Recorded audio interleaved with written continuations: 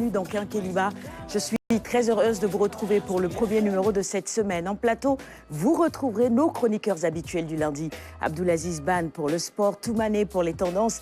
Un invité nous accompagnera également jusqu'à 8h et c'est Alioune Badara Kane qui vous présentera le profil de notre invité de ce premier numéro de la semaine. Vous pourrez également réagir tout au long de ce magazine, c'est-à-dire jusqu'à 8h sur nos différentes plateformes digitales et notamment sur la page Facebook RTS1. Je voudrais bien évidemment vous inviter à participer au débat et à revenir sur tous les sujets d'actualité que nous aborderons également ce matin. Je voudrais profiter de ce temps d'antenne pour souhaiter une excellente fête à toutes les mamans du monde, même si c'était hier, à ces braves femmes qui donnent tout finalement, et même dans l'impossible, qui se tiennent aux côtés de leurs enfants. Excellente célébration encore une fois. Et puis, au cours de cette émission, vous retrouverez vos chroniques habituelles, les capsules habituelles, j'allais dire, celles du coach Tandakha, c'est la gym bien évidemment. Et après 7h30, je vous proposerai de regarder le bulletin d'infos de votre matinale Quinqueliba. Le sommaire est complet. Avant d'accueillir l'équipe en plateau, je vous invite à retrouver le coach Tandakha pour la gym. Dans un moment, eh bien, toute l'équipe s'installe pour vous. Bon matin à tous et à tout de suite.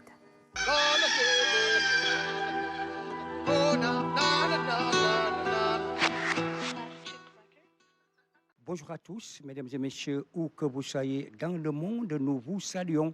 Et surtout, à regarder votre télévision nationale, mesdames et messieurs, eh bien, ça va véritablement nous faire beaucoup de bien. Alors, cela dit, c'est le coach Bou qui va donc animer cette première capsule de la semaine avec la gym personnalisée, évidemment. Eh bien, le cardio, vous connaissez. Alors, suivez coach Bou, d'abord, c'est à vous. Bonjour mesdames et messieurs, nous revoici en tout début de semaine. Donc on dit bonjour à vous qui nous suivez. Donc on est là pour ce lundi, vous présenter notre première capsule de la semaine qui va parler du cardio du lundi comme on le fait d'habitude. Aujourd'hui on va aussi préparer notre corps, notre système cardio-respiratoire, un tout petit peu exciter notre cœur à pouvoir s'adapter à différentes formes. Donc aujourd'hui on va vous présenter un circuit de Tabata avec un step où on va faire l'exécution des mouvements.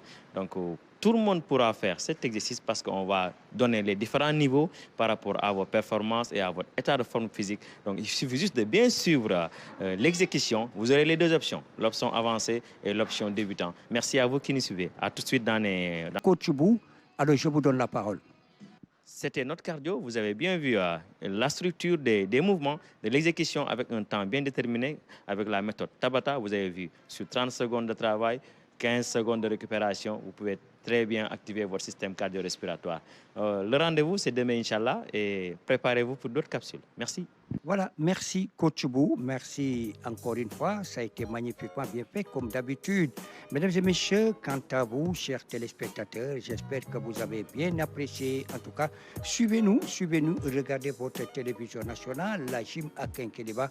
Alors le rendez-vous est fixé pour demain, Inch'Allah, passez bon après-midi. Et ce sera avec le même plaisir que nous retrouverons le coach Tandakha et l'équipe gym de la matinale. L'équipe me rejoint en plateau maintenant. Alioune Badara, l'équipe du lundi, bien évidemment. La team Toumane, mais également Abdoulaziz Ban et notre invité. Installez-vous tous. Bonjour à tous. Comment allez-vous ? Bonjour Ban, merci. Ah, j'ai pas annoncé la revue des titres, mais les téléspectateurs le savent. Elle est de retour sur la une. Et d'ailleurs, dans un petit moment ensemble, nous découvrirons la une des quotidiens du jour. Toumane, bonjour. Bonjour Sarah. Comment ça va ce matin? Toute belle en bien rose. Réveillée, merci beaucoup. Bienvenue à notre invité également. Ban, bonjour. Au taquet? Oui. Le week-end sportif? Super. Des bonnes nouvelles? Super, avec Teguet FC. Oui, bien sûr, j'ai vu ça. À une journée de la fin. Oui, j'ai vu. Voilà. Bon, on reviendra sur tous les sujets sport dans un moment. Bonjour Alioune. Bonjour. Comment vas-tu? Ça va? Ça va. La semaine démarre sous des couleurs grises, non? Sous des couleurs grises, mais je pense que c'est du bon gris. Hein. C'est pas quand même assez mollo. C'est du gris de Gorgorou. C'est pas un gris londonien. Non, du tout. Le gris de chez Ça reflète Gorgorou. vraiment le soleil. Voilà. Voilà, le ça bonheur. reflète le soleil. Je ne sais pas depuis quand le gris représente Parce que le gris et noir, soleil. ça mais renvoie bon. quelque chose. C'est un gris clair. C'est un gris Et je ne veux clair. pas transmettre des ondes négatives à notre public. C'est un gris clair. Donc, Alors, considérez que c'est finalement, du... ça. Voilà, c'est ça. C'est Gris clair. C'est de la couleur rose, c'est pas bleu. Hein, voilà. Bon, c'est pas un cours d'art plastique ce matin. Allez, on va présenter notre invité à nos téléspectateurs Oui. maintenant. Non. Alors, nous avons le plaisir de recevoir une dame qui se dévoue beaucoup pour cette couche si fragile hein, que sont ces enfants-là déficients intellectuels. Elle nous vient du centre, ce grand centre, le centre Aminata Mbaye de Dakar. Alors, Madame Sey, Mame Diarra Bousso Sey, qui est donc la responsable pédagogique de ce centre-là. Et véritablement, le but du jeu, c'est de permettre à ce centre voilà, de faire le plaidoyer, encore une fois, pour un meilleur soutien, pour plus d'accompagnement, parce qu'il le mérite.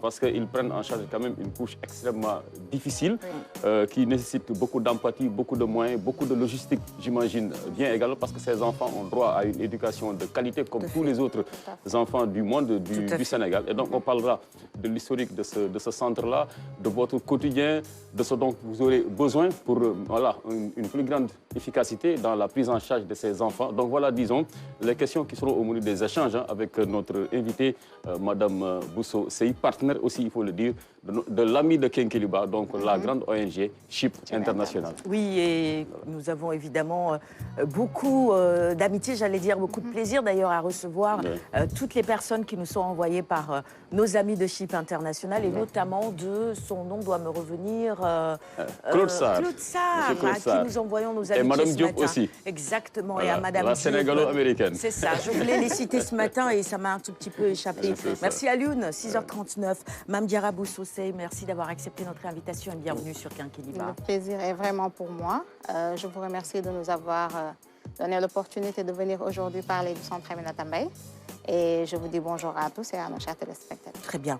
La rubrique invité vous sera bien évidemment consacrée, mais je rappelle à nos téléspectateurs qu'ils peuvent déjà participer au débat en revenant sur les sujets que nous aborderons dans nos chroniques et même dans l'actualité de manière générale. Toumane est ton sujet de ce matin. Alors, en parlant d'actualité, ce matin, on va également suivre les actualités mode. La semaine passée, le Festival de Cannes a eu lieu. C'est vrai que le lundi, je n'étais pas ici, mais on va en parler. L'année dernière, on a parlé du tapis rouge et tout. Aujourd'hui, nous allons parler de la Palme d'Or, les caractéristiques, tout, combien de carats d'or, avec combien de grammes la Palme d'Or est confectionnée. Et en deuxième partie, bien sûr, nous allons parler tout le temps, il y a Made in Africa, même si on va à l'étranger. Je vais vous faire découvrir justement cette mannequin et activiste, Raouda Mohamed, qui en plus d'être noire, est voilée. Rendez-vous dans la deuxième partie pour la chronique Tendance. Le sport ce matin. Tout à fait, parler de Teungueth Football Club qui a été donc sacré champion du Sénégal à l'issue de cette 25e journée de Ligue 1. Parler également, donner les résultats donc, de cette 25e journée avec un match où il y a eu 9 buts inscrits, le match entre Dakar Sacré-Cœur et Djambar. Parler, revenir sur la liste de Aliou Cissé avec les 26 joueurs convoqués pour les matchs du 6 et 9 juin prochain contre la RDC et contre la Mauritanie. Également parler de la Basket African League avec l'AS Douane qui va disputer cet après-midi les quarts de finale. Très bien. Voilà donc les sujets dans nos différentes chroniques, des sujets d'actualité également à aborder ce matin. Nous reviendrons sur les déplacements du chef de l'État au cours de ce week-end. Nous parlerons également de la FIARA, entre autres. Et si vous avez des réactions, je rappelle encore une fois, c'est en direct sur notre page Facebook. On va passer à la revue des titres maintenant, la une des quotidiens de ce lundi 27 mai 2024. Et on va démarrer avec la une du quotidien Sud Quotidien, justement, sur la régulation et le réajustement des conditions d'examen 2023-2024. L'État en opération sauvetage, peut-on lire à la une de ce quotidien ce matin. C'est vrai qu'il y a eu des réajustements sur les dates prévues, l'organisation de certains examens, notamment le CFE, trop proche de la Tabaski. C'était un peu compliqué quand on sait que pour la Tabaski, le corps enseignant, et même au-delà, beaucoup de Sénégalais se déplacent pour aller en région. C'était trop juste les premières dates fixées. Et donc, nous poursuivons la revue des titres avec la une de Réumi Quotidien. À la une, la photo d'Ousmane Sonko sur l'autosuffisance alimentaire. Nous en reparlerons dans un petit moment. Nous allons réussir le pari, dit-il. 24 heures info avec à la une cette interrogation: le droit est-il une arme? Et c'est pour revenir sur la journée du dialogue national, réforme et modernisation de la justice au Sénégal ce mardi à Diamniadio. Nous aborderons le sujet en plateau demain mardi et nous donnerons évidemment notre avis sur ces assises de la justice également. La une du quotidien Yor de ce lundi 27 mai 2024, de mai 68 au 24 mars 2024. On nous rappelle des dates: la longue marche de la révolution citoyenne par Mamadou Wandi Mao. Son analyse est donc à lire dans les colonnes de Yor Yor ce matin. Il revient évidemment sur tous les événements phares qui ont émaillé mai 68, en tout cas cet intervalle jusqu'au 24 mars 2024. Le dialogue national sur les réformes de la justice à la une du quotidien L'Info également.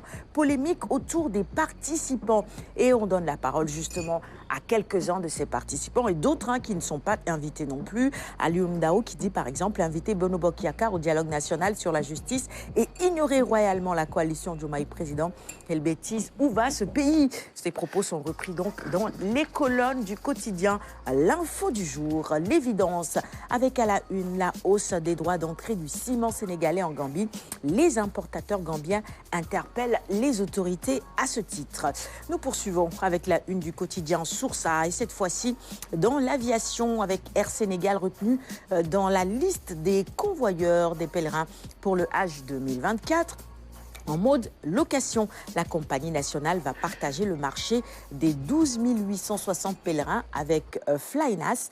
Pour faire le job, Air Sénégal a dû recourir à la location d'avions et le gouvernement qui met en demeure les convoyeurs car pour lui, il ne sera toléré aucun couac.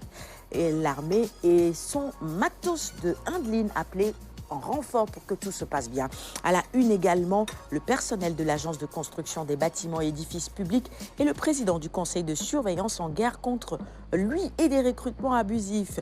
Le DG les envoie balader. Les détails de cette affaire à lire dans les colonnes de Source A. Le mandat maintenant avec à la une le divorce entre l'APR et l'ex-premier ministre de Macky Sall. Les possibilités qui s'offrent désormais à Amadouba analysées dans les colonnes du mandat et puis le mandat qui reparle également des assises de la justice.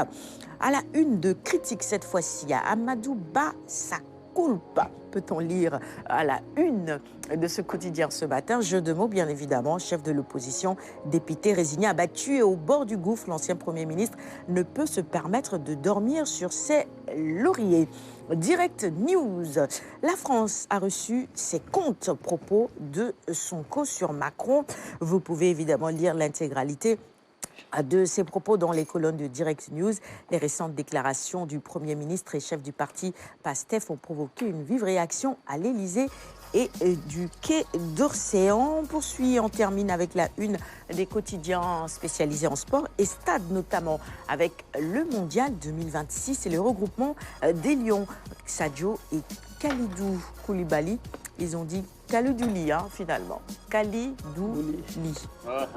C'est un jeu de mots. Enfin, ils ont trouvé le moyen de contracter finalement. Ils se sont trompés, peut-être, tu penses qu'ils se sont trompés parce que non, mais c'est bien écrit. Kalidou Koulibaly. Donc, ils ont mis Kalidouli. Ah, ok, Koulibaly, ok. Je suis sur le prénom et le nom de famille. C'est ça, exactement. Okay, je pense. Ils n'ont pas mis le Mané de Sadio. Oui, du Sadio Né, alors. Bon, Sadio, tu n'as même pas besoin de mettre le nom ou bien le prénom. Pour mettre Sané Madio. Sané Madio. Il faut juste mettre la photo. Sadio Mané, il est la légende. Donc, du football sénégalais. Absolument. Et puis, à la une également, Teungueth FC, sacré pour la deuxième fois en 4 à ça.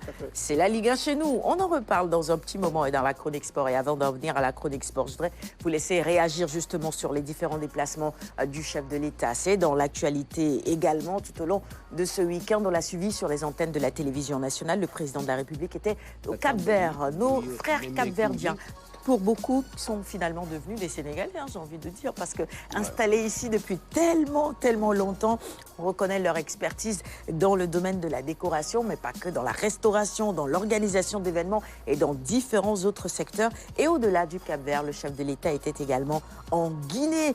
Et à l'issue justement de sa rencontre avec son homologue guinéen, eh bien, on nous apprend qu'il y aura la réactivation de la commission mixte de coopération entre les deux pays. La réunion est prévue en novembre 2024 à Conakry. Alors, de ces déplacements du chef de l'État, qui poursuit tout simplement dans la même dynamique, il va rencontrer nos voisins, nos frères ouest-africains d'abord. Que retenez-vous finalement de ces différents déplacements, surtout pour ce week-end-ci, mon cher Abdoulaziz Ban? Et je pense que le chef de l'État est dans la continuité. Il a démarré par les pays de la sous-région. Aujourd'hui, c'est le Cap-Vert et la Guinée. Je pense que c'est une bonne chose, comme on l'a dit depuis le début. Comme on dit en Wolof, de Kondo Djamo Tchegan. Il faut d'abord aller rendre visite à ses voisins proches là, pour pouvoir maintenir ces relations-là, entretenir ces relations avec ces pays-là et surtout redonner la confiance à ces pays-là parce qu'actuellement la Guinée traverse une période assez difficile.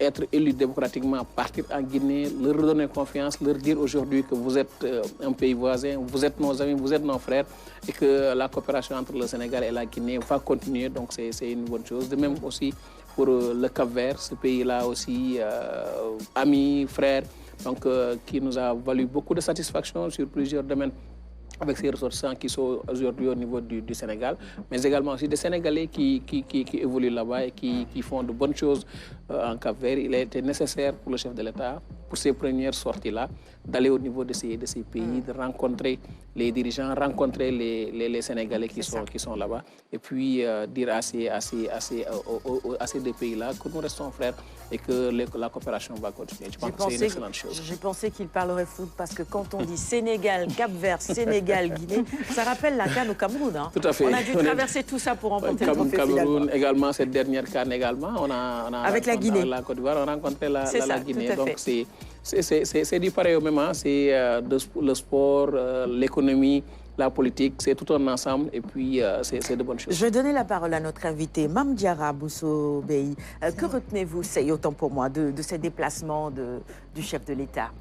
Donc je vais un peu suivre sa logique, hein, parce qu'effectivement, lorsqu'on reprend une mission, c'est toujours bien de faire l'état des lieux, de remettre à niveau les partenariats. C'est des pays voisins et c'est comme une famille. Les Sénégalais sont là-bas. Ici aussi, nous avons des citoyens de ces différents pays. Tout à fait. Donc, c'est toujours bien de voir ce qui s'y passe, ce qui a été fait, ce qui reste à faire et surtout renouer le lien qu'il y a depuis lors avec ces C'est ça. Rappelez que le chef de l'État guinéen était également à Dakar pour la cérémonie de prestation de serment de notre président Bassirou Diomaye Diakhar Faye. Oui, et à l'applaudimètre, hein, comme nous le dit c'est vrai. Jean Diouf, On je s'en pense souvient. qu'il fait partie des présidents les plus ovationnés. Tout à fait, ce jour-là. Parmi ceux-là qui étaient présents, présents à Diamniadio, parce que bon, ça peut se comprendre également. Parce qu'il prend un certain, en tout cas, discours souverainiste. Voilà. Il y a beaucoup de ruptures, en tout cas, dans sa gestion de la Guinée. Souvent, il m'arrive, hein, après le 20h de la RTS, de zapper et d'être sur la chaîne guinéenne. Mais je vois que, voilà, il a de la volonté. Ça bouge un peu. Au moins, essayer de faire bouger les lignes. Par exemple, hier, je suis tombé sur un reportage qui m'a beaucoup plu et que beaucoup de pays africains pourraient peut-être s'inspirer de ce modèle guinéen-là dans le recrutement des fonctionnaires. C'est-à-dire c'est un concours national qui a été organisé sur l'ensemble du territoire guinéen avec pour contrecarrer la fraude, voilà, l'utilisation du digital. Donc chaque candidat a été doté d'une tablette pour faire donc, les épreuves. Et ça crée quand même beaucoup plus de chances, ça offre plus de chances, ça vraiment... Ça permet de faire de l'équité une réalité.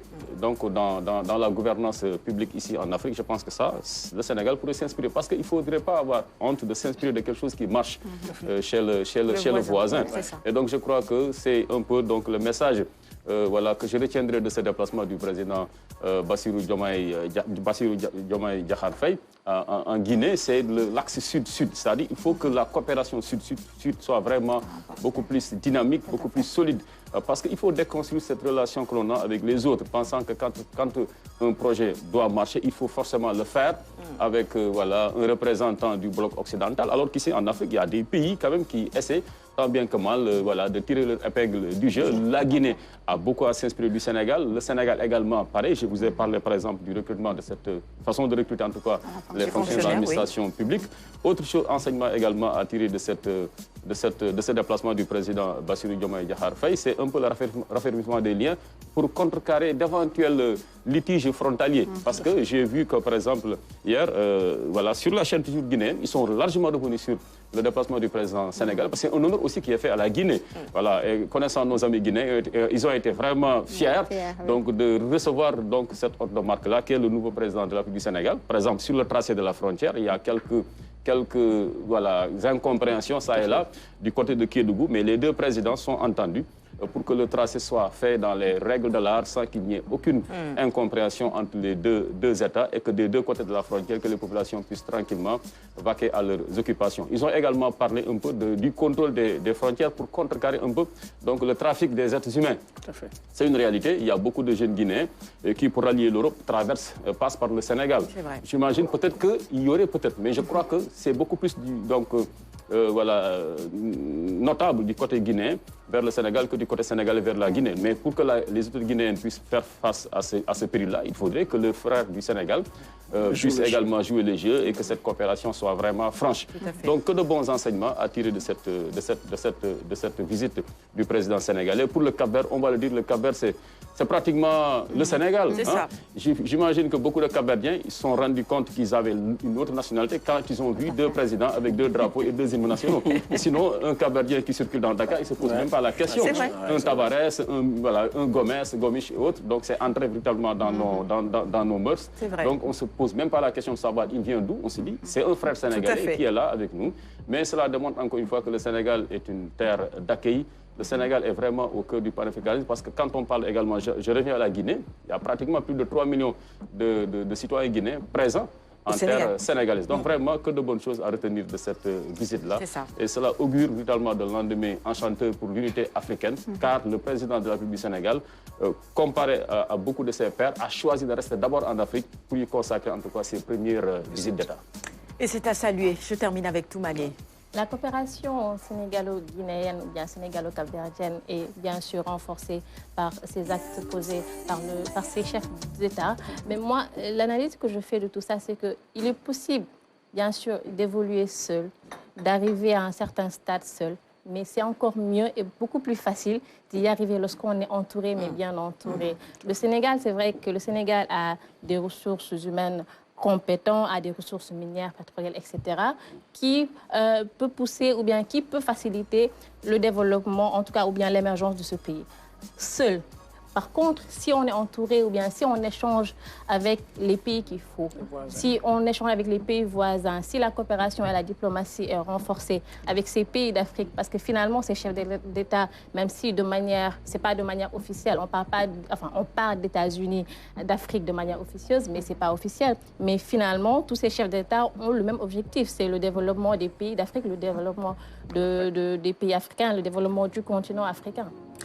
Et justement, puisqu'on parle d'Afrique, retenez que la journée de l'Afrique a été célébrée également ce week-end. Le thème cette année portait sur l'éducation. Et l'éducation, nous en reparlerons dans la rubrique invitée ce matin parce que pour nous, c'est l'inclusivité de cette éducation qui est également importante. Donner la chance à tous les enfants, qu'ils soient différents ou pas. Ils ont tous droit à une éducation et ça aussi, c'est une question d'équité. Je referme cette parenthèse. On reviendra sur d'autres sujets d'actualité avant la fin de cette émission. On va passer à la chronique sport avec Abdoulaziz Ban et c'est juste après ceci.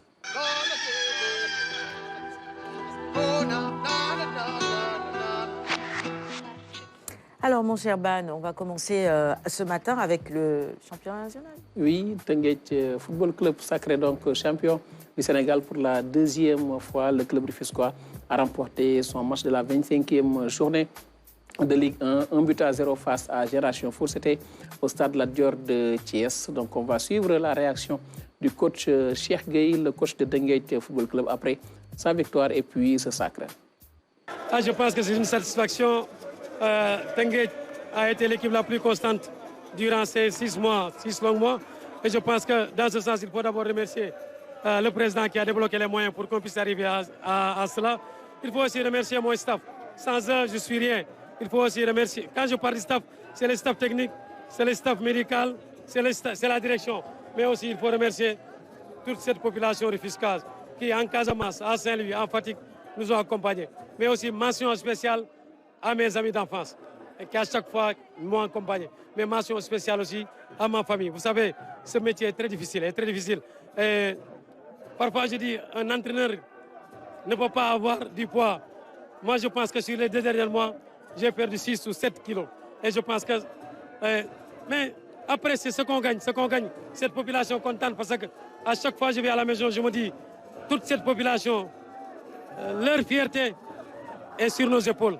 Aujourd'hui, le bon Dieu, parce que quoi qu'on puisse dire aussi, on peut être bon et ne pas gagner. On peut être mauvais et gagner. On a été bon, on a gagné. je pense qu'il faut remercier le bon Dieu parce que quoi qu'on puisse dire, c'est Dieu qui donne et on va le remercier. On va rester humble parce que aussi la saison reste beaucoup. Il y a la Coupe du Sénégal à jouer. Mais je vous dis, moi je ne sais pas, c'est difficile de faire une intervention aujourd'hui parce que je suis super satisfait du travail de toute la population municipale. Félicitations à Teungueth FC. C'est la deuxième fois? Oui, c'est la deuxième fois. C'est un deuxième titre. Après, donc, lui remporté il y a 2 ans de cela, Teungueth Football Club qui revient donc en force dans ce championnat. C'était pas facile, hein? C'était pas facile. Le Jaraaf était juste derrière, surtout sur les dernières journées. À 4 points. Le Jaraaf, surtout dans le match qui les a opposés, le Jaraaf a gagné sur le score de 3-0. Donc il fallait à Teungueth Football Club de gagner. La dernière journée, Teungueth Football Club a fait match nul. Maintenant, c'était 4 points entre les deux. Si le Jaraaf avait gagné hier, et Teungueth avait perdu, ça allait donc être difficile. On allait vers une 26e journée âprement disputée. C'est ça, tout à fait. Avec tous les litiges qu'il y a actuellement. Donc même la Ligue a décidé de suspendre la 26e journée en attendant de régler ces litiges-là. Parce qu'il y a beaucoup de cas de fraude actuellement dans le championnat. Des joueurs, on a suspendu le joueur du Stade de Mbour, Ali Gueye, qui se présentait au début sous le nom de Ali Gueye. La saison suivante, il s'appelle Prince Ali Gueye, avec la même date de naissance. Le PV est sorti, le Stade de Mbour a perdu 3 points. Il y a d'autres cas, et puis aujourd'hui, la Ligue a décidé de suspendre cette 26e journée en attendant d'évacuer tous ces litiges-là et puis de permettre aux joueurs, aux équipes de disposer de leur nombre de points et puis de pouvoir... Et il y a également des joueurs qui ont été suspendus. Tu reçois un carton rouge. Au lieu d'attendre 2 matchs pour jouer, tu viens, tu joues le match qui suit. Tous ces cas-là, donc des cas évocables, comme on va le rappeler en navetan, des cas évocables qui existent aujourd'hui dans ce championnat-là. Donc on va s'attendre à une fin de championnat âprement disputée. On va regarder les résultats de cette 25e journée. Ensuite, je vais donner la parole à Lune. Parce que quand on parle de professionnalisation de la Ligue, mais comment peut-on prendre un carton rouge et ensuite on va arrêter 2 matchs et on vient en joue et qui doit contrôler, qui n'a pas fait son job? Tout le monde doit contrôler. Les secrétaires généraux, c'est des légèretés quand même. Vous le faites en navetan, ça va être très compliqué pour vous. Au quartier, vous ne rentrez pas. Vous faites perdre à une équipe comme ça va être... Il n'y a pas le 11 de départ avant le match? Mais si, il y a le 11 de départ. Il n'y a pas que le 11 de départ. Mais les joueurs, ils pensent que tant que le PV n'est pas sorti, ils peuvent jouer. Alors que ce n'est pas ça. Le carton rouge, c'est automatique. Il reste 2 matchs ou bien 3 matchs que cela va de soi. Bon, on regarde les résultats justement de cette 25e journée de la Ligue 1. Avec Dakar Sacré-Cœur qui a battu Djambar 7-2, 9 buts marqués donc dans ce match-là. C'est une vraie punition, ça. C'est une punition. Oui, ils sont en Ligue 2. Oui, déjà Djambar est condamné. Djambar, ils vont rejoindre la Ligue 2. Diamant de Fatick qui bat également le Casa Sport. Attention au Casa Sport. Le Casa Sport, en cas de même succès lors de la 26e journée, devra également attendre les résultats des autres équipes et puis sortir les calculettes pour pouvoir se maintenir en Ligue 1. Génération Foot donc battu par Teungueth Football Club 1-0.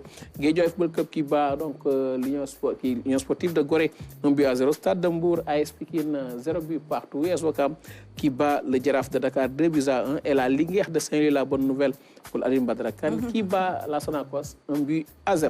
Voilà pour les résultats de cette île. Je vais avancer sur le conducteur parce qu'il est déjà 7 heures. Les éliminatoires du mondial, à l'UCC a convoqué 26 joueurs. La liste est désormais disponible. Et je pense que c'est depuis vendredi dernier. Tout à fait. La liste des Lions donc publié une liste de 20. Le coach a publié une liste de 26 joueurs pour les 2 matchs du Sénégal contre la RDC le 6 juin et contre la Mauritanie le 9 juin. Match comptant pour les éliminatoires du mondial 2026. Chérif Ndiaye de l'Étoile Rouge de Belgrade intègre la tanière. Nous allons suivre ce compte rendu signé Fatoumata Sabane. Après une belle saison et 20 buts marqués, Pape Chérif Ndiaye, l'attaquant de l'Étoile Rouge de Belgrade en Serbie, va égrener sa première sélection avec les Lions. Il a été quand même assez régulier. C'est un garçon qui a marqué pratiquement plus de 20 buts, qui a délivré, je crois, 4 à 5 passes décisives. On le suit depuis longtemps. Il a joué la Champions League. Je pense qu'aujourd'hui, c'est tout simplement cohérent de le faire venir. C'est un garçon qui a énormément de qualités, qui a une première touche quand même assez intéressante, qui est capable de prendre la profondeur. Techniquement, il est pas mal. Aliou Cissé, avec ses 26 joueurs choisis, est conscient de l'enjeu de ces deux rencontres et l'objectif du sélectionneur national est une participation au Mondial 2026. Deux gros matchs, il ne faut pas se voiler la face. Aujourd'hui, l'objectif du Sénégal, c'est de retourner à la prochaine Coupe du Monde. Et nous savons que retourner à la prochaine Coupe du Monde passe par faire un bon résultat, que ce soit contre la RDC, que je signale qu'ils ont fait une très bonne CAN. Ils sont dans une très bonne dynamique aussi. C'est une équipe qu'on respecte. Mais le Sénégal aujourd'hui est bâti en réalité pour aussi aller à la Coupe du Monde. Le deuxième match, c'est la Mauritanie. Comme vous le savez, c'est un derby. C'est un match qui va être très compliqué, très difficile. Je crois que ces deux rencontres-là, nous devons les préparer vraiment avec beaucoup de sérénité. Deux matchs avec deux équipes qui ont réalisé une belle campagne lors de la CAN en Côte d'Ivoire. Des matchs difficiles en perspective, selon le coach national. Aujourd'hui, la RDC, effectivement, c'est une équipe en réalité défensivement qui est regroupée autour de Chancel Memba, qui est un très bon défenseur. Et devant, au-dessus, ils ont de la qualité aussi, ça va très vite. La Mauritanie, comme vous le savez, c'est notre voisin. Il y a aussi des Sénégalais, en réalité, qui pouvaient jouer avec nous, qui ne jouent pas avec nous. Ils auront à cœur de se montrer et de se faire voir. Mais je crois qu'il faut qu'on garde notre sérénité et notre calme habituel. Et surtout travailler ces deux matchs-là et essayer de faire le meilleur résultat possible. Absence de Boulaye Dia et Cheikhou Kouyaté, Aliou Cissé explique. Boulaye, comme vous le savez, il est en difficulté avec son club, avec des problèmes extra-footballistiques. On a eu à discuter, j'ai parlé avec lui, que ce soit Cheikhou, parce que ce sont des garçons qui m'ont beaucoup donné, qui ont beaucoup donné pour cette équipe nationale. Donc les appeler pour leur faire part justement qu'on les convoquera pas, en tout cas pour ces deux matchs-là, mais ça ne veut pas dire qu'on fait une croix sur eux. Après une saison difficile pour certains joueurs, les Lions doivent convoiter des clubs où ils seront compétitifs, soutient l'ancien international. Les Lions vont recevoir les Congolais au stade Abdoulaye Wade de Diamniadio le 6 juin avant de rallier la Mauritanie pour leur deuxième face-à-face, des matchs à remporter pour un pas de plus vers le Mondial 2026. Bon, pas grand changement dans cette liste, bien évidemment. On retrouve les mêmes noms. Bon. Boulaye, absent, le capitaine du peuple, c'est également Cheikhou absent. Le capitaine du peuple. On l'appelait aussi, le capitaine du peuple. 2 galons. Oui, 2 galons, oui. Parce que, bon, il n'a pas beaucoup joué cette année aussi. Oui. Je pense que c'est pour cela. Et actuellement, il va chercher un autre club parce qu'il a été libéré par Nottingham Forest. Très bien. Pourquoi pas aller au golf, au pays du golf, pour pouvoir jouer aux côtés de... Il y a de la place dans tous les cas. On va finir la page consacrée au football, à Lune, et ensuite je te laisserai réagir. Le foot féminin, justement, avec le tournoi de l'UFOA. Et là aussi, on retrouve la Guinée et le Sénégal qui se sont qualifiés pour les quarts de finale. Tout à fait. Ils vont jouer donc la demi-finale donc, face à la Guinée, les Lions U20. Donc ce soir, la rencontre est prévue à 16h au stade La Dior de Thiès. L'autre demi-finale donc est prévue à 19h entre le Libéria et la Guinée-Bissau. On va donc souhaiter bonne chance à nos Lions U20. C'est ça, qui font de très belles choses. Oui, qui sont championnes en titre. Franchement, elles sont championnes en titre. Absolument. Du tournoi IFOA. Donc on espère qu'elles vont remporter ce tournoi-là. Et bonne chance, ça va passer par une victoire cet après-midi contre la Guinée. Un derby, oui. On parlait tout à l'heure de relations entre le Sénégal et la Guinée. Là, une belle occasion pour nos Lions U20 de remporter ce match-là et de se qualifier en finale. Très bien. À Lyon, il y a beaucoup de sujets. Hein. Il y a la liste d'Aliou Cissé, il y a le tournoi de l'UFOA et puis il y a la Ligue. Hein. On a combien de minutes? Plus de professionnalisme. Bon, là, il est 7h07. On va s'accorder 2 minutes comme ça. Je ne veux pas après me faire taper sur le 2 minutes. On regarde le chrono. Ça, c'est notre cuisine interne. Je ne veux pas après, voilà, pour le débrief. Là, on demande le combien. On est déjà en train de perdre des minutes sur 2 minutes. Le chrono, on se lance. On se lance. Bon, d'abord, me féliciter du maintien. On peut le dire officialisé maintenant de la Ligue de Seine. Donc, Père Bac, aujourd'hui, enfin, c'est le grand ouf de soulagement. Un ouf de soulagement du côté de Médina Fall, du côté de Saint-Louis, Balakos, voilà, Guerdar et tout cela. Nous sommes heureux de savoir que la Ligue sera. Donc, c'était Ndiolofène, quoi. Ndiolofène, voilà, c'est un quartier mythique. Donc, Sindoni.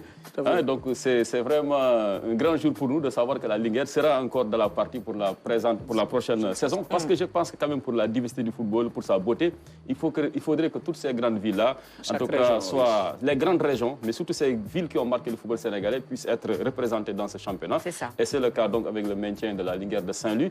On va encore prier, on priera beaucoup pour que le Casa Sport puisse aussi suivre donc l'exemple de la Ligue, parce que un championnat sans le Casa Sport, ça manquera vraiment de saveur. Je pense aussi. Ça manquera vraiment de saveur. Et je ne sais pas ce qui s'est passé pour que le Casa Sport soit réduit à user de la calculette pour se maintenir donc, en Ligue 1. Alors que c'est une équipe qui récemment a été sacrée 2 fois de suite championne donc, du Sénégal, vainqueur voilà, 2 fois d'affilée de la Coupe du Sénégal également, qui a eu à vendre pas mal de jours. Donc je me dis qu'au niveau de la trésorerie, certainement, en principe, s'il y a une bonne gestion, le Casa Sport n'a pas tellement de soucis à se faire comparé à d'autres clubs. Qu'est-ce qui s'est passé? Je pense que là, ça mériterait même, pourquoi pas... Le recrutement. Le recrutement, mais les assises, bien, les assises, on va dire que c'est trop fort, mais en tout cas, il faudrait vraiment investiguer du côté des Ziguinchor pour voir savoir ce qui s'est passé. Parce qu'une équipe comme le Casa Sport, qui a tout pour réussir, qui a un public très fidèle, quelles que soient les conditions du match, le lieu ou autre, le Casa Sport est sûr d'avoir toujours son public avec lui, ses fidèles supporters. Une équipe qui a beaucoup de bonne volonté, qui mettent la main à la poche. Dernièrement, on a vu avec le joueur de Chelsea, ancien du Casa Sport, qui a équipé l'équipe. Ils ont reçu aussi un bus. Ils ont maintenant même leur propre centre de formation, d'entraînement. Malgré tout cela, vous en êtes réduite à cela, donc là, il y a vraiment un problème. Donc, je pense qu'aujourd'hui, les enfants du Casa Sport, en tout cas, tous ces gens-là passionnés par le Casa Sport, c'est une équipe qui au-delà de la Casamance, quand même, brasse beaucoup de choses, réunit tout le Sénégal. Et je pense que moi, vraiment, c'est la prière que je lancerai à tous, la demande que je formulerai à tous, de faire vraiment l'union sacrée autour du Casa Sport pour que cette équipe-là se maintienne dans l'élite du football sénégalais. J'ai épuisé mes 2 minutes. Oui. J'ai épuisé. C'est ça. Donc, c'est ce que je voyais. Mais bon, j'ai épuisé mes 2 minutes. Oui, bon, je t'accorde quand même. Et puis bon, maintenant, sur la liste d'Aliou Cissé, bon, écoutez, avec Aliou Cissé, rien de nouveau sous le soleil. Rien de nouveau sous le soleil. Aujourd'hui, le Sénégal, avec l'armada de joueurs dont il dispose, on n'a pas de problème. C'est son ami, hein. On n'a pas de problème pour avoir 2 équipes même, voire même 3. Le Sénégal, aujourd'hui, a ce luxe, a ce privilège-là de pouvoir afficher, pourquoi pas, 3 équipes qui seraient compétitives pour la sélection A. Absolument. Mais le plus essentiel, ce n'est pas de disposer de très bons joueurs, mais d'avoir un chef d'orchestre capable de faire jouer, en tout cas, tous ces joueurs-là. C'est ça la grande équation pour le Sénégal, et c'est depuis un certain temps. On l'a vu lors de la dernière CAN. Tous ces jours-là qui étaient laissés sur le banc, alors qu'on avait besoin d'eux sur la pelouse. Ce jeune-là qu'on vient d'appeler en sélection, qui vient de planter 20 buts. J'espère qu'Aliou Cissé lui donnera véritablement suffisamment de temps pour qu'il puisse démontrer l'étendue de son talent. Je me souviens encore une fois de la sélection d'Amara. Aliou Cissé qui dit dans la conférence d'avant-match, Amara, j'aimerais bien le voir à l'œuvre. Les Sénégalais ont applaudi. Alors pour le voir à l'œuvre, il ne lui a donné que 5 minutes. Ça, c'est Aliou Cissé. Voilà. Sur un match amical. C'est ça. Pour un match amical. Bon. Je vais juste revenir sur le cas du Casa Sport. Qu'est-ce qui se passe? On va encore poser cette question-là. Le Casa va bien en Coupe du Sénégal, ils sont en quart de finaliste, mais en championnat, ça ne va pas. La cassure, je pense que vient du changement de coach. Vous changez de coach, en dessous qui avait 3 défaites d'affilée, vous changez de coach. Le coach, il quitte le Casa Sport, il vient à Guédia FC, il fait d'excellents résultats avec Guédia FC. Donc je pense qu'il fallait laisser du temps à l'entraîneur. 3 défaites dans un championnat, ça ne fait rien. Donc le laisser travailler, laisser continuer son travail pour lui permettre également d'amener le club, puisqu'il a remporté des trophées avec le Casa Sport, le championnat, la Coupe du Sénégal. Je pense qu'il fallait le laisser. On termine avec le basket, s'il te plaît. La Basketball African League avec l'AS Douanes qui est en quart de finale. Ah, j'ai regardé le match ce week-end. C'était un vrai régal. L'AS Douanes donc, est venu à bout de River Hoppers du Nigeria. Après un match à rebondissement, les Gabloudong jouent ce soir contre Petro de Luanda en quart de finale. Retour sur cette rencontre AS Douanes River Hoppers avec Aïssatou François Sey. Porté par Aruna Amadou Abdoulaye à 16 points, les Tableaux ont enregistré les points de la victoire, 63-57 face aux Rivers Hoppers du Nigeria. Aruna avec un petit peu de réussite, mais aussi un petit peu de toucher. Dès le début de la rencontre, il offre le premier panier à 3 points à son équipe. S'ensuit un quasi sans faute collectif qui permet aux douaniers de mener 22-9 à la fin du premier quart-temps. Mike Fofana! Allez, c'est terminé sur une superbe action collective de la part des douaniers. Au Au deuxième quart-temps, les poulains de Fatigué ralentissent le rythme. Il faut une bonne défense. Avec quelques en attaque, il faut garder à jouer calme. Chaque correspond à un voilà, heureusement que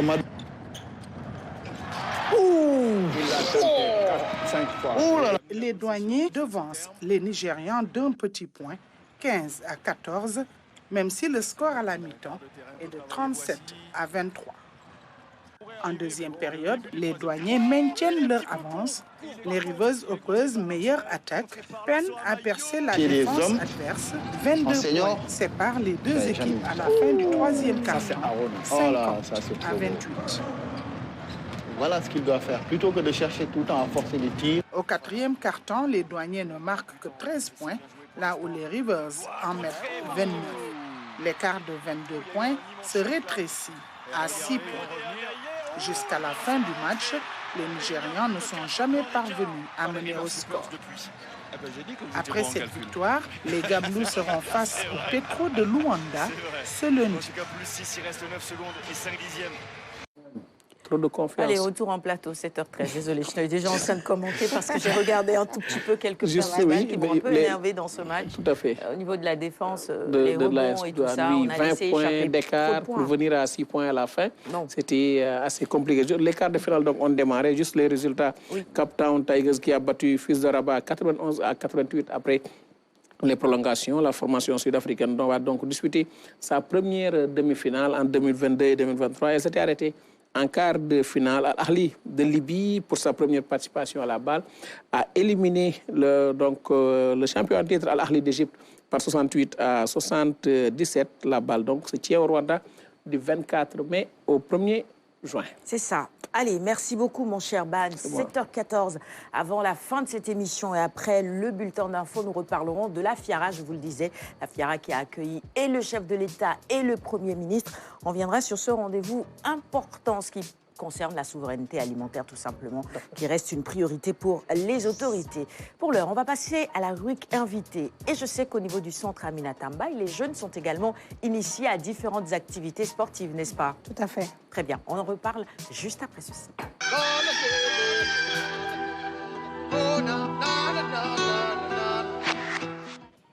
Pour ceux qui nous rejoignent à l'instant, notre invité de ce lundi matin, c'est Mme Diarra Bousso Sey, responsable pédagogique au centre Aminata Mbaye de Dakar. Voilà, donc une dame qui maîtrise bien ce secteur, ce sujet de par sa casquette de travailleuse sociale. Je rappelle, elle est travailleuse sociale, Mme Sey, est spécialisée dans la formation et la réinsertion des personnes handicapées et sortante surtout de cette grande école qui est l'École nationale des travailleurs sociaux du Sénégal. Donc je pense que ce secteur-là, rien de ce secteur ne lui est étranger. Et c'est un honneur pour nous de la recevoir sur ce plateau pour faire le plaidoyer ensemble pour un meilleur soutien au profit du centre Aminata Mbaye, spécialisé dans la prise en charge des enfants déficients intellectuels. C'est un centre très célèbre, certes, mais peut-être peu connu de certains, qui ne s'intéressent pas trop à ce domaine-là de l'éducation, un domaine assez sensible, assez particulier. Et je pense que c'est le lieu aujourd'hui de refaire la présentation, l'historique du centre Aminata Mbaye.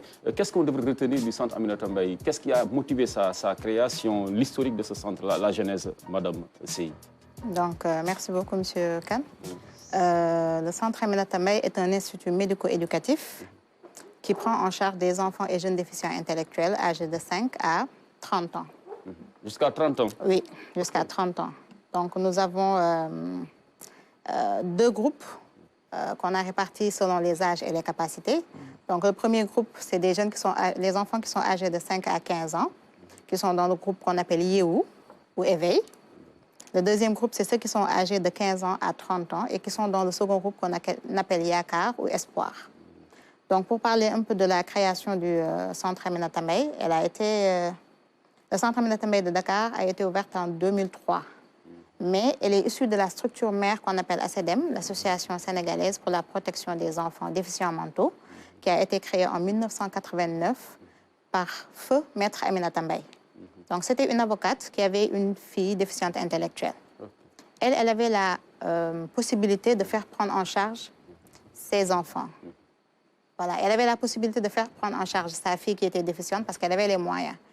Mais elle s'est dit, mais les familles démunies, les enfants qui n'ont pas la possibilité d'accéder à prise en charge-là, qu'est-ce qu'ils vont faire? C'est de là qu'elle a créé la CEDEM en 1989, qui est devenue une ONG en 2009 et qui est maintenant reconnue d'utilité publique par décret depuis décembre 2017. OK. Et donc, on rappelle que la grande Aminata Mbaye, celle qui est à l'origine de la création de ce centre, a été rappelée à Dieu à la fin des années 90. Hein. Oui. La paix à son âme et vraiment que le Seigneur puisse rétribuer toutes ces belles actions qu'elle a eu à mener sur terre au profit donc de ces enfants-là en situation un peu difficile. Pas en situation difficile, mais... Donc, des enfants la prise en charge, voilà, des enfants différents, c'est le terme que je voulais éviter. Comme disent les Canadiens. Je suis obligé malheureusement voilà, donc, d'y faire recours. Mais aujourd'hui, par rapport à cette complexité de votre tâche, quels sont les principaux besoins, en tout cas des formateurs encadreurs que vous êtes pour ces enfants-là, Madame Sey? La prise en charge d'un enfant déficient intellectuel, un enfant ou jeune, nécessite effectivement l'intervention de plusieurs spécialistes. Les orthophonistes, les psychomotriciens, les psychiatres, les psychologues et les éducateurs spécialisés. Donc chacun a sa part à jouer puisque la déficience intellectuelle est... c'est des enfants en fait qui ont des besoins spéciaux. Des enfants qui ont des besoins différents. Et pour cela, il faut que chacun, à son niveau, puisse intervenir. Parce que la plupart ont des problèmes d'expression orale. C'est là où l'orthophoniste intervient. D'autres ont des problèmes de motricité globale, de motricité fine. C'est là où la psychomotricité intervient. D'autres ont des problèmes d'autonomie, simplement, de socialisation. Et c'est là que les éducateurs spécialisés interviennent dans la prise en charge.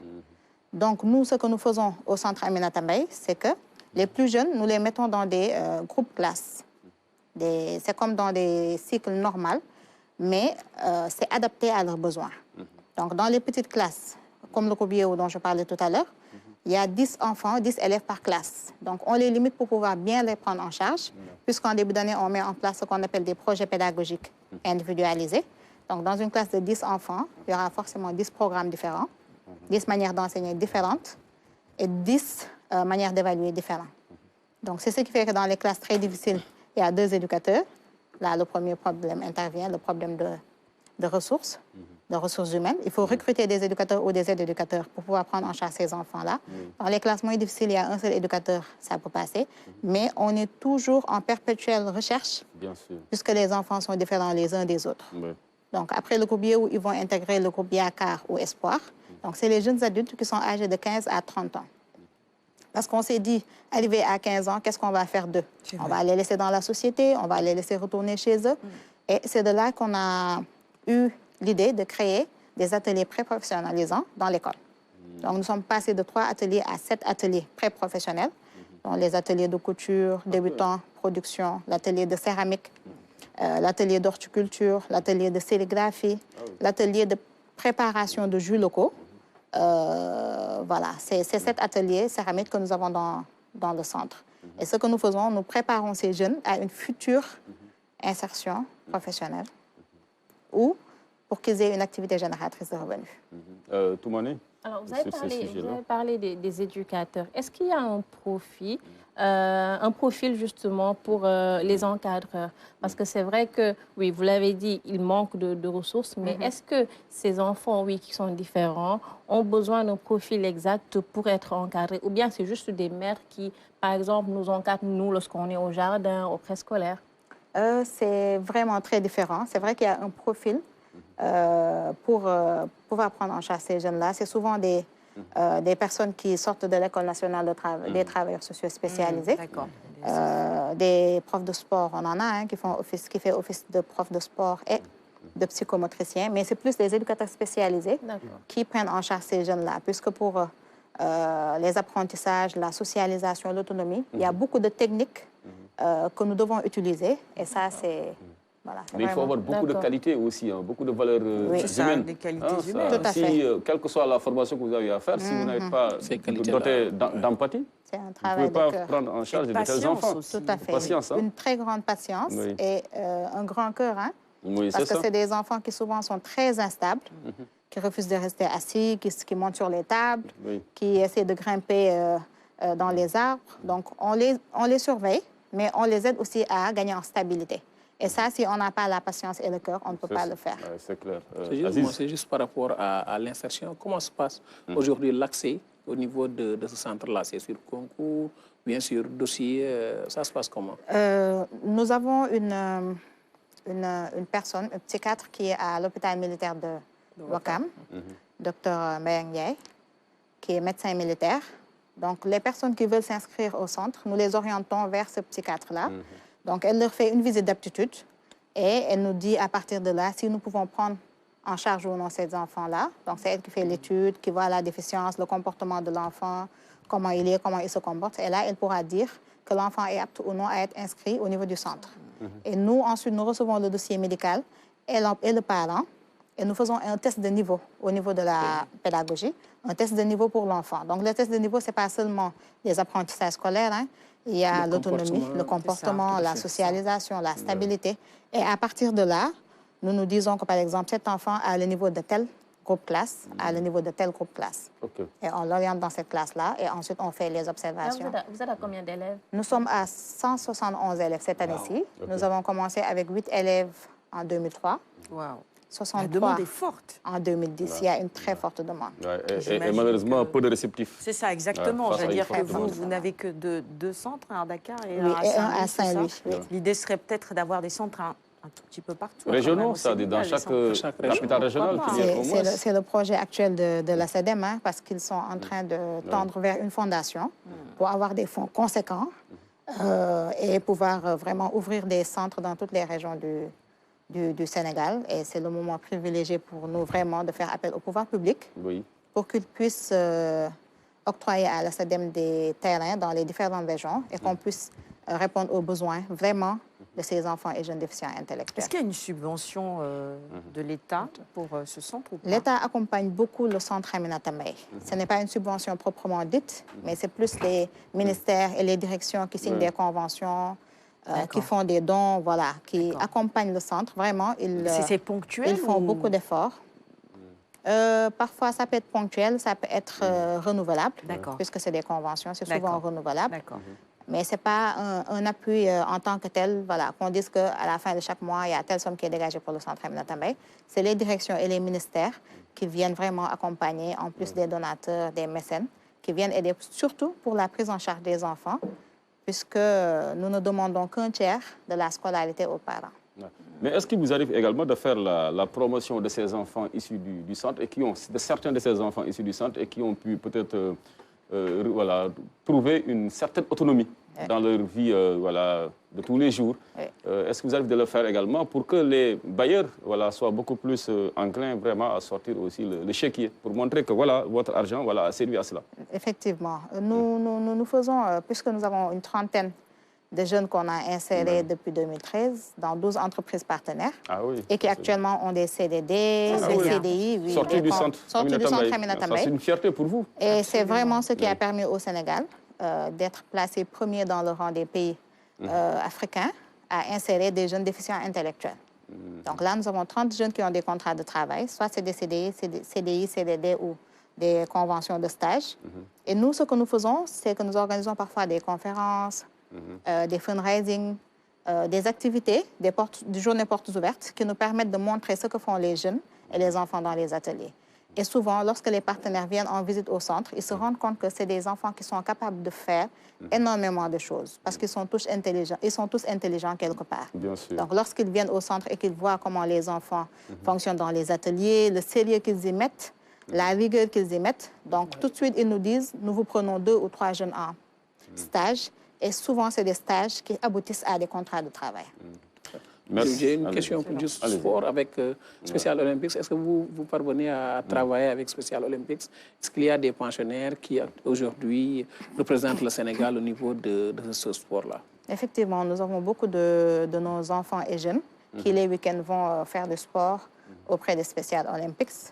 Et le sport, c'est un volet très important dans notre prise en charge, hein, parce qu'on a des enfants qui ont une infirmité motrice cérébrale, des IMC, qui ont des problèmes de motricité globale, qui ne peuvent pas marcher correctement, se déplacer correctement, rester sur une ligne droite, entre autres problèmes qu'ils ont. Donc, le sport accompagné de la psychomotricité les aide beaucoup. Donc, nous les encourageons souvent à aller faire le sport pendant les week-ends, en plus de ce qui se fait au niveau du centre. Et certains de ces enfants sont en pensionnat ou bien c'est... Non, ils viennent le matin à 8 h pour rentrer à 13 h. À 13 h, oui. J'imagine qu'il y a évidemment un bus, un car qui... Oui, nous avons 2 bus actuellement qui transportent certains enfants. Malheureusement... en panne. Il y a, oui, l'un des buts, souvent c'est des problèmes techniques. Mais il y a une longue liste d'attente, d'autres parents qui voudraient que leurs enfants prennent les bus, mais malheureusement, nous n'avons que 2 bus.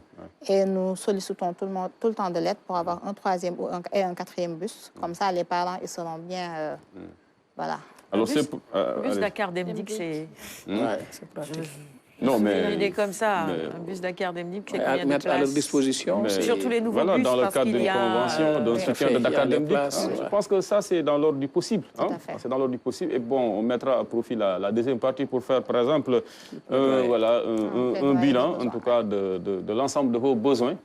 Et en guise de rappel, pour peut-être certainement toucher à certaines fibres sensibles qui ne manqueront pas, voilà, juste à la suite de cette émission, d'être véritablement au chevet donc, du centre Aminata Mbaye qui en a plus que jamais besoin. Parce que votre travail est important, votre travail est noble, vous méritez le soutien de toute la nation. Restez avec nous, Madame Sey, et c'est dans la deuxième partie. On reviendra sur tous ces sujets, Inch'Allah. Et vous soulagez de nombreux parents, vous les accompagnez. Cela permet évidemment de déconstruire cette image que l'on a justement de ces enfants différents. Ça permet d'accepter, d'avancer avec ces enfants-là et c'est très, très important également, cet accompagnement-là. On va regarder maintenant le clip du jour dans la deuxième partie de cette émission, le bulletin d'info, le tout en images. Eh bien, la chronique tendance avec Toumane, ce sera également dans cette deuxième partie-là. Et on a reçu Linguissé dès qu'elle sort un titre. Il n'y a pas de bad buzz, c'est ce qu'on dit dans la musique. C'est l'effet recherché également. En tout cas, il y a du Made in Africa, donc je suis... Oui. Nice, j'aime. Après, il faudrait revoir les paroles. Les lyrics. Je serai un peu au milieu. Pareil, un peu au milieu. Dans le champ politique, on nous appellerait comment encore? C'est non inscrit. Les non inscrits. Politiquement correct. Le centre. C'est quand même cash, Ni à gauche, ni à droite. Moi, je suis au centre. Je vais sortir le joker alors sur ce sujet-là moi-même. Allez, bulletin d'info maintenant. On vous retrouve dans un petit moment. Pour la suite, restez avec nous. À tout de suite.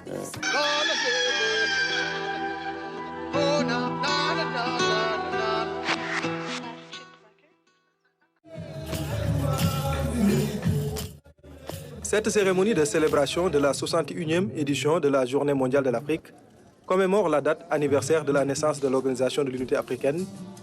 Désormais, chaque 25 mai, les dignitaires du continent se mobilisent pour échanger sur les défis et perspectives du continent.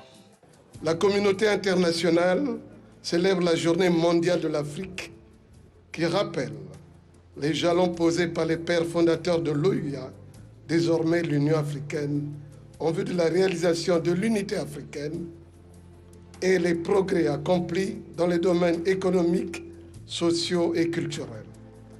Elle a été perçue par les Africains comme un moment de joie, de fierté pour le chemin parcouru, mais aussi de recueillement et de méditation sur l'avenir de notre continent. Cet après-midi, le groupe des ambassadeurs africains accrédités au Sénégal s'est réuni pour mener des discussions sur les questions qui interpellent le continent, à savoir la paix, la sécurité, la démocratie, la souveraineté, le développement, entre autres. L'occasion a été aussi saisie pour présenter le livre intitulé « Les pères fondateurs », une manière de rendre hommage aux pionniers de l'unité africaine. L'ouvrage est une véritable dédicace au panafricanisme. Une dédicace au panafricanisme et à cette quête continue de l'unité africaine. Tel un serment pour les générations actuelles, les générations à venir. Le serment qui raconte l'histoire des pères fondateurs de l'UA, de l'OUA et de l'UA, afin que se souvienne à jamais la parole prononcée par les pères fondateurs qui ont ficelé notre destin, le destin d'une Afrique unie, solidaire et éternelle. Cette année, la journée met un accent particulier sur la jeunesse et l'éducation, d'où le choix du thème de cette 61e édition, Éduquer et former l'Afrique pour le 21e siècle. Malgré les défis auxquels le continent est confronté, Je demeure convaincu que le mantra des solutions africaines aux problèmes africains prend petit à petit forme à travers la volonté des populations, surtout des femmes et des jeunes de ce continent qui ne demandent qu'à prendre en main leur propre destin. C'est ce que nous enseigne l'histoire et ce que nous enseigne aussi l'histoire récente politique du Sénégal. La cérémonie a été aussi, pour le continent, de montrer ses différentes facettes culturelles et artistiques. Les pays participants se sont aussi rivalisés de talents sur le point d'aller chercher ailleurs, d'avoir suffisamment de production locale. Et le génie sénégalais, il existe. Ce qui en atteste, c'est cette race qu'on appelle le ladoum, qui est une production exclusivement sénégalaise et qui fait notre fierté parce que je ne connais pas de race plus présentable, plus fière, plus altière que cette race qui est le ladoum, mais c'est une production exclusivement et spécifiquement sénégalaise. Donc je voulais dire simplement notre satisfaction et celle du président, son Excellence Bassirou Diomaye Diakhar Faye, qui a fait cette visite avant nous et qui a, lors du dernier Conseil des ministres, incité tous les ministres et le Premier ministre à venir faire cette visite. Et c'est pourquoi nous sommes là. Le Premier ministre prendra ainsi congé de la Foire internationale d'agriculture et de ressources animales, qui a également accueilli beaucoup de pays de la sous-région. Des derniers moments d'exposition qui ont été pour tous très chaleureux.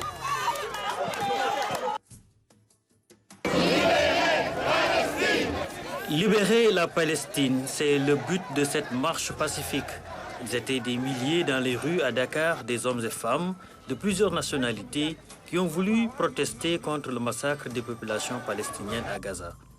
Israël est en train de massacrer les enfants à Gaza, les femmes, les innocents. Ils bombardent les Occidentaux, ils bombardent les hôpitaux et les Occidentaux ne disent rien. Je dis bien, arrête, halte. Il faut arrêter le boucher de Tel Aviv qui utilise le conflit de Gaza pour échapper à la justice israélienne. C'est ça la réalité. Ça fait 8 mois qu'il y a ce massacre, ce génocide, que l'Occident n'ose pas appeler un génocide, qu'on nous interdit d'appeler un génocide. Mais il y a un réel génocide, il y a une déportation des populations. Ça fait 8 mois que les Sénégalais ont mal. On n'a pas pu parler jusqu'à présent. Et aujourd'hui, c'est vraiment la première grande marche, je l'espère, un cri du cœur. Et avec ce qu'on voit au niveau international, les décisions de la Cour pénale internationale, même si elles ne vont pas toutes dans le sens de la vérité ou de la justice, ce sont peut-être des premiers pas. On a vu la reconnaissance de l'État de Palestine par 3 pays européens. Là, on a vu des États comme la Colombie qui ont fermé leurs ambassades avec l'occupant israélien. L'ambassade de Palestine au Sénégal a organisé cette marche pacifique en partenariat avec l'Africaine de médiation, de gestion et de règlement de conflits. Depuis plus de 76 ans, notre peuple souffre d'une invasion qui l'a déraciné de sa terre, déplacé après destruction de ses villes et villages, devenant réfugié des camps, misérable aussi bien son histoire, aussi bien son territoire que dans les pays voisins. L'État d'Israël, qui ignore les droits les plus reconnus par le droit international, a continué à pratiquer l'oppression contre le peuple palestinien sous toutes ses formes à travers ses gouvernements successifs. Depuis 8 mois, l'envahisseur mène une guerre d'extermination et de nettoyage ethnique dans la bande de Gaza. À Dakar, on manifeste, mais à Rafah, dans la bande de Gaza, l'armée israélienne poursuit ses bombardements malgré la décision de la Cour internationale de justice qui a ordonné la suspension des opérations. Depuis le début de la guerre que mène Israël contre le Hamas, plus de 35 000 personnes ont été tuées. Retour en plateau, c'était le bulletin d'info 7h43. Merci de votre fidélité à nos programmes et bienvenue si vous nous rejoignez juste à l'instant. Très rapidement, je prends 2 minutes pour qu'on puisse parler de la FIARA qui a refermé ses portes. Le chef de l'État y était pour évidemment apporter son soutien à tous les producteurs. Au-delà, le Premier ministre y était également ce week-end. Visite surprise finalement et beaucoup. Voilà, merci à la réalisation. Ça, c'est la visite du chef de l'État à la FIARA. Et je le disais, le Premier ministre Ousmane Sonko y était également. Cela a apporté du baume, évidemment, à tous ces producteurs-là. Et on est dans la démarche d'autosuffisance alimentaire, de souveraineté agricole. Le Premier ministre l'a dit, c'est possible. Et d'ailleurs, des actes sont posés dans ce sens. Je vais revenir peut-être sur la distribution des intrants par les forces de défense et de sécurité pour plus d'équité et pour que ces intrants puissent aller véritablement aux ayants droit, mais aussi la fixation des prix de cession des semences et des plans subventionnés par l'État pour cette campagne 2024-2025. Messieurs, très rapidement, en commentaire, il me reste 1 minute. Ban. Tout à fait. La FIARA, je pense que c'est aujourd'hui une excellente chose de surtout permettre à tous ces artisans de pouvoir mettre en place leurs produits, surtout permettre aux Sénégalais de comprendre qu'il y a ces choses-là qui se font à l'intérieur du pays, ces choses-là qui se font partout dans le Sénégal et pouvoir les montrer et pouvoir les vendre aux Sénégalais. Toumane. Je pense que dans ce genre de foire, on devrait y amener les jeunes et les enfants. Parce qu'il s'agit de foires où on vend des habits et des jouets, on va inclure les enfants, alors que là, pour décomplexer les jeunes dans quelques années à aller vers ces métiers-là, de l'agriculture et de l'élevage, il faut commencer maintenant à les inclure dans ces genres de foires et magnifier justement la visite du président, mais également du Premier ministre. C'est ça, Mame Diarra Bousso-Seye. Oui. Un commentaire sur cette FIARA? Comme elle vient de dire, je pense qu'il faut, pour une rééducation de la population, intégrer les plus jeunes par rapport à ces activités-là, qu'ils puissent savoir que c'est des choses qui existent, qu'ils peuvent faire et qui pourront les aider vraiment à aboutir à quelque chose.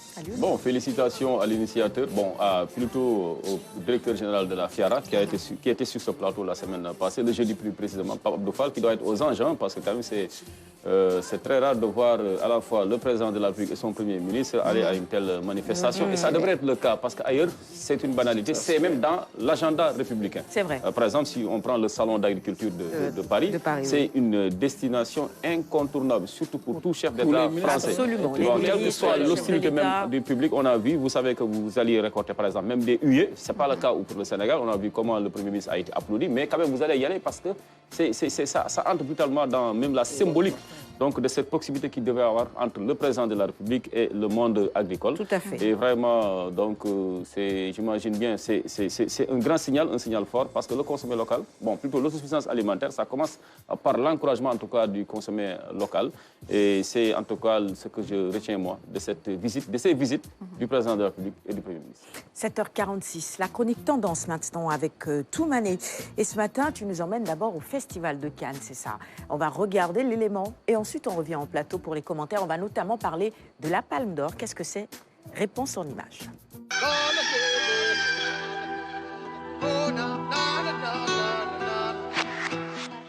Le Festival de Cannes a un secret jalousement. Jusqu'à mon dernier souffle, je parlerai. On ne peut pas me faire taire. Quand j'étais à l'école, ils m'ont toujours vue comme différente parce que je portais le hijab. Allez, retour en plateau. On a un tout petit peu vu un extrait du sujet 2, mais on en reparle dans un petit moment. Elle était d'ailleurs présente au Festival de Cannes. Peut-être que c'est ce que le réalisateur a senti. A voulu peut-être nous faire voir. Ça me rappelle beaucoup de souvenirs, le Festival de Cannes. J'étais l'année dernière sur ce fameux prestigieux tapis rouge. J'ai cherché tes images cette année, je n'ai pas vu les images de Sarah. Non, j'y étais pas cette année, grâce à la RTS, bien évidemment. Tout à fait. Alors, rappelez que justement, cette palme d'or, vous avez bien entendu, qui pèse 118 grammes et qui nécessite 40 heures de travail, bien sûr, fait par des artisans, par 5 artisans. On rappelle que cette année, c'est le film américain Anora de Steve Baker qui a remporté la Palme d'Or de cette année, de cette 77e édition du Festival de Cannes 2024. Cannes. Qui a remporté le Festival de Cannes? Ça me rappelle le concours du CESTIA. Quoi? Le Festival de Cannes? Oui. Là, quand on faisait le concours, c'est une question qui est revenue sur le concours. C'est vrai que l'année dernière, le Sénégal était représenté par le film Banel et Adama en compétition officielle. Et donc la RTS a envoyé une équipe à chaque fois qu'un film sénégalais est en sélection officielle pour évidemment accompagner. Il y avait du beau monde. C'est vrai qu'au-delà de la sélection officielle, audiovisuel, il y a également d'autres compétitions. Hein. Et il y avait des films sénégalais qui étaient également. Donc, la RTS se déplace pour accompagner tout ça. C'est des initiatives à saluer. Cette année, non, on n'était pas en... Par contre, l'Afrique a été quand même représentée par la Somalie avec le film Un certain regard, avec The Village Next to Paradise, signé Mo Hawa. Donc, ce n'est pas le Sénégal, c'est la Somalie. Mais l'Afrique a été bien représentée. Il y a aussi la projection du film de Sembène Ousmane. C'est vrai. Voilà. Chaque année à Cannes, on rend hommage à Sembène Ousmane. Hein. Il y a évidemment beaucoup de projections de films, mais à côté, il y a des salons, des ateliers également qui sont organisés. Et on ne manque pas de rendre hommage aux pionniers, justement, et à ce mentor, à ce doyen que représente Sembène Ousmane. On va passer à ton deuxième sujet, parce que c'est celui-là que je voudrais qu'on commente le plus. C'est cette mannequin, finalement, qui porte son hijab aussi bien et qui est noire. Tout à fait. Elle s'appelle Raouda Mohamed. Elle est mannequin, mais également activiste de la Norvège, mais originaire de la Somalie. En parlant de la Somalie, elle a fait beaucoup d'apparitions cette année, notamment à la 117e édition du Festival de Cannes. Originaire d'un petit village de Somalie, Raouda Mohamed n'est pas une mannequin comme les autres. Elle a une petite particularité. Vous allez le découvrir avec moi. Je vous propose d'aller, justement, je me répète, à la découverte de cette beauté. Regardez. Jusqu'à mon dernier souffle, je parlerai. On ne peut pas me faire taire. Quand j'étais à l'école, ils m'ont toujours vue comme différente parce que je portais le hijab en plus d'être noire. Bien avant les réseaux sociaux, j'ai senti les sans-voix. Les médias de masse traditionnels ont dépeint ma communauté de manière inadaptée.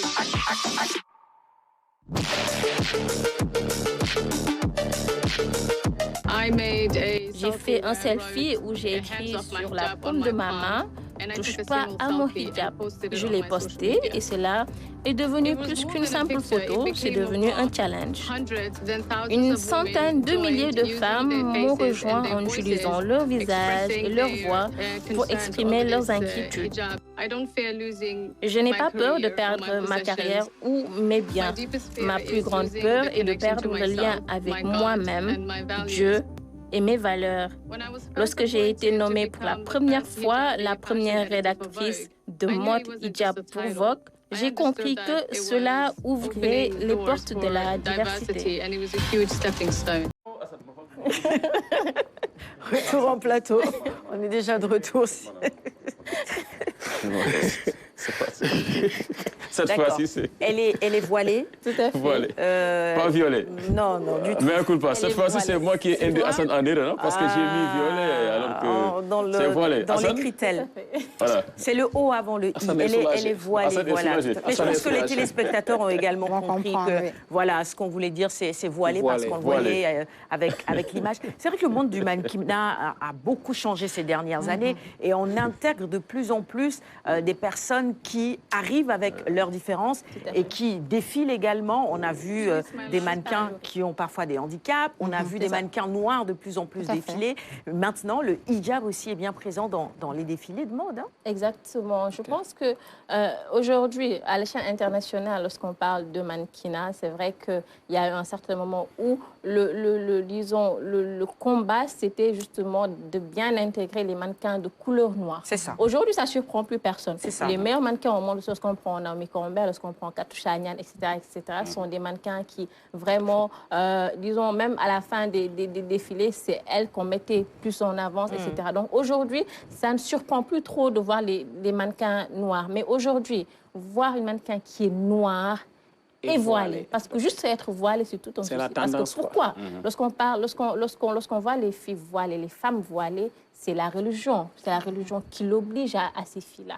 Et aujourd'hui, le monde du mannequinat pousse justement les femmes, les filles à être dénudées. Et malheureusement, les jeunes filles aujourd'hui, les enfants, vont penser que pour justement même évoluer dans ce domaine-là, dans le mannequinat, il faut être hyper sexy, il faut vraiment ne pas être pudique, etc., alors que ça n'a rien à voir. Les grandes marques, lorsqu'on parle de Balenciaga, Louis Vuitton, je vais citer les marques sénégalaises également, Yaya, Oumoussi, Collection Ardo, etc. Lorsqu'ils vont proposer des collections, c'est pour vendre, qu'on se dise la vérité. Maintenant, pour vendre ces tenues, pour vendre ces collections, il y a des cibles. Si les marques européennes, autant avaient comme cible des femmes qui portaient juste des robes très décolletées qui ne sont pas pudiques. Aujourd'hui, parmi tous ces clientes-là, il y en a qui sont voilées, il y en a qui ne le sont pas. Donc, pour vendre à ces clientes-là, il faut justement leur proposer quelque chose qui leur va. Et aujourd'hui, on a beaucoup plus de voilées un peu partout dans le monde. Tendance, oui. Et pour vendre justement à ces femmes voilées, il faut leur donner l'exemple d'une femme voilée qui porte bien. Si on prend le cas de Raouda Mohamed, la robe qu'elle a portée à la 117e édition du Festival de Cannes, c'est une robe qui... a été portée par une personne qui n'était pas voilée. Et au niveau du côté gauche, on voit que c'était assez décolleté. Donc, elle l'a réadapté. Maintenant, aujourd'hui, pour ne pas aller jusqu'à réadapter des tenues, proposer à ces voilées, proposer à ces clientes-là des collections pour les hijabs, tout simplement. Et c'est pour cela, justement, que Vogue a fait d'elle, en plus d'être modèle, d'être mannequin, mais elle est la rédactrice mode de Vogue. Donc aujourd'hui, elle est très populaire dans les pays arabes, etc. Parce que là-bas, le voile est obligatoire. Mais également ici, en Afrique, il y a beaucoup de pays où l'islam a une très forte présence. Donc les femmes se voient en elles. Et j'ai même vu à un concours de beauté, je ne sais plus si c'est Miss Monde ou Miss Univers, où il y a une des candidates qui est venue lorsqu'il fallait défiler en maillot de bain, qui est venue avec une robe bien habillée, tenue correcte. Très pudique. Donc c'est dire que les lignes sont en train de bouger, les codes sont en train de changer. Et ça, c'est très bien parce qu'il ne faut pas être dénudé pour être belle. Mais bien sûr, mais il n'y a pas un code unique au niveau mondial. Ce qui fait le charme de l'humain, c'est sa diversité. Mais pourquoi on voudrait nous imposer en tout cas certains canons de beauté parce qu'on serait de tel ou tel côté. L'unanimisme, pour moi, en fait, n'a pas de mise, en tout cas sur terre, et surtout sur le plan culturel, sur le plan vestimentaire. Voilà, il faudrait véritablement tenir compte des différents intérêts, des différents enjeux, des différentes disons, demandes du public pour que les choses soient véritablement mieux réparties. Mais dans le monde de la mode, il y avait une certaine exclusion qui ne disait pas son nom. Si vous avez la malchance d'être noir, voilé, par exemple, là, vous n'avez aucune chance. Il a fallu qu'il y ait l'arrivée sur scène de certaines top modèles comme Naomi Campbell, Katusha Nyan, pour qu'aujourd'hui, la fille noire soit décomplexée sur les podiums. C'est également un autre combat que cette dame-là est en train de mener et qu'elle est même sur le point de gagner. Le fait d'imposer des femmes voilées, des filles voilées sur les grands podiums. Elle est activiste, et ça c'est important. Elle dit même qu'elle ne va jamais se taire et si ses actions ou bien le combat qu'elle mène peut mener à... Enfin, qu'elle perd sa carrière, elle préfère être activiste et vraiment parler pour les sans-voix. Il faut respecter les choix des uns et des autres. La culture d'autrui. Important dans la diversité. 7h58, 2 minutes avant la fin de cette émission. Merci Toumane. On réinterroge notre invité de ce matin. Et Alioune, tu avais déjà posé la question pour la dernière partie de cette émission. C'est aujourd'hui comment faire pour accompagner davantage le Centre Aminata Mbaye dans ses missions. Comment peut-on aujourd'hui, et pour les téléspectateurs qui nous regardent, quels sont les besoins prioritaires pour vous aujourd'hui? Donc, les besoins prioritaires, c'est comme ce que nous venons de dire tout à l'heure par rapport au bus. Si nous avons la possibilité d'obtenir des bus qui permettraient aux parents d'être soulagés, de transporter les enfants à l'aller comme au retour, cela va beaucoup nous aider. Nous aimerions aussi que les sociétés pétrolières puissent nous aider pour l'achat du carburant. Parce que c'est vrai que même quand les parents payent le transport pour les bus, il faut la maintenance, il faut le carburant, entre autres choses. Et cela ne couvre pas du tout la somme qui est dépensée. Donc, nous aimerions aussi que les fondations nationales, à l'instar de la Fondation Sonatel, la Fondation du Port autonome de Dakar, la Fondation Socosim Total, entre autres, qui nous viennent en appui par rapport à la prise en charge de nos jeunes, que les autres fondations puissent suivre le pas et faire pareil. Donc, obtenir un personnel éducatif par les ministères de l'Éducation, ministère de la Santé et de l'Action sociale, bien qu'ils ont déployé pour le ministère de l'Éducation 2 enseignants, et un travailleur social pour le ministère de la Santé. Mais nous aimerions vraiment que cela continue et qu'on ait d'autres types de profils pour la prise en charge de ces enfants-là. Une attention particulière qu'on veut que les entreprises portent sur nos jeunes par rapport à leur programme RSE, à leur objectif de d'activités sociales, qu'ils puissent nous prendre en charge des jeunes en stage et puis éventuellement nous apporter une aide. Donc, pour terminer, vraiment, je tiens à féliciter notre directrice générale du Centre Aminata Mbaye, qui, avec son dynamisme, cherche des fonds de gauche à droite. Avec la direction de l'emploi, on a pu obtenir une convention qui nous prenait en charge 22 salariés à hauteur de 50%. Ça, c'est une grande avancée et on aimerait que cela continue.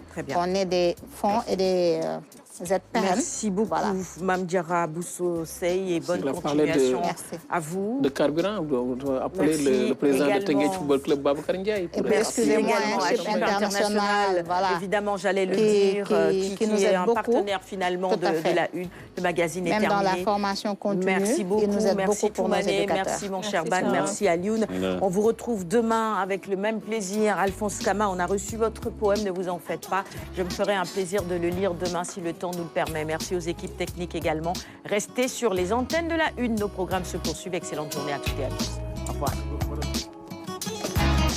Bangan kan kini doomu adama berebu aljanna bombi ajina bungi dokna ruhu duguna jëm fudduna kaw su fekkna mindef tudduna gën ci aduna wala bon ci aduna xet ci xéewalam duñu ragalam roy ci regalam fu ñu neex nakarat ci banex